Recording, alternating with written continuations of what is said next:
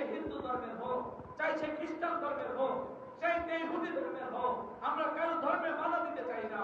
আমরা চাই যার যার ধর্ম নিয়ে সে তার মতো থাকুক, কিন্তু প্রতিটা মুসলমানদের নিরাপত্তা আমরা চাই, তাদের ইমানের নিরাপত্তা আমরা চাই। তো তারা আল্লাহ রসুলের কাছে গেছে, গিয়া কয়, হে আব্দুল্লাহর বেটা মুহাম্মদ, তোমাকে আমরা মক্কা লাল লাল ওটের মালিক বানাই, তোমাকে অর্ধ জাহানের বাদশা বানায় দেব।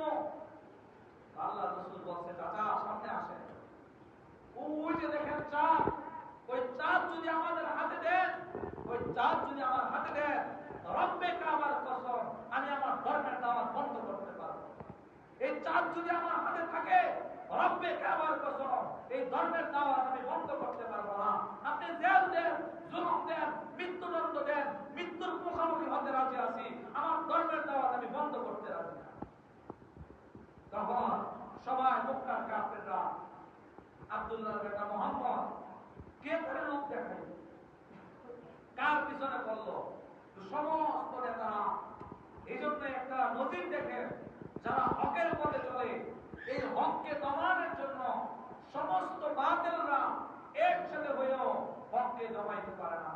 এই জন্য কিতাবের মধ্যে আসছে, হক পথে চললে, সত্যের পথে চললে, দুনিয়ার মধ্যে দেখা যায় কেউ তার পছন্দ করে না, ভালোবাসে না, একা একা হাঁটে, মৃত্যুর আশঙ্কা থাকে না। যত বড় বড় রাজনৈতিক দল হোক না কেন, হক যে রাজনৈতিক দল, হক যে ছোট হলেও তাকেই ভয় করে। এজন্য আল্লাহ রসুলকে ধমাইতে পারে নাই। দরুদি নবী উম্মতের কাছে দিন প্রচার করছে, দরুদি নবী উম্মতের কাছে কাছে গেছে, দান্তা মোবারক শহীদ করছে। হযরত আয়েশা রাদিয়াল্লাহু তাআলা জিজ্ঞেস করছে, ইয়া রাসূলুল্লাহ, ইয়া হাবিবাল্লাহ, আপনার শরীরে কি কখনো বসন্ত রোগ হয়েছিল? কয় না। বলছে, ইয়া আয়েশা, তুমি কি জানো না আমার শরীরে মশা মাছি বসা হারাম, আমার এই শরীরে, পবিত্র শরীরে মশা বসবে না, মাছি বসবে না। আমি যদি রাস্তা দিয়ে হাঁটি, আকাশের মেঘ আমার ছায়া দিবে, আমাকে গাছের পাতাগুলো বাতাস দিবে, আমার শরীরে বসে না। আপনার শরীরে এমন কেন, ক্ষুদ্র ক্ষুদ্র হয়ে গেল কেন?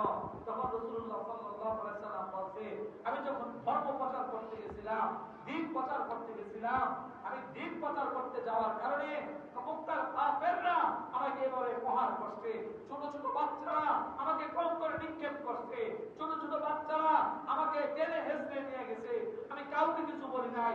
আল্লাহ তাআলা বারবার বলছে যে নবী, আমি আপনাকে সাহায্য করতে চাই।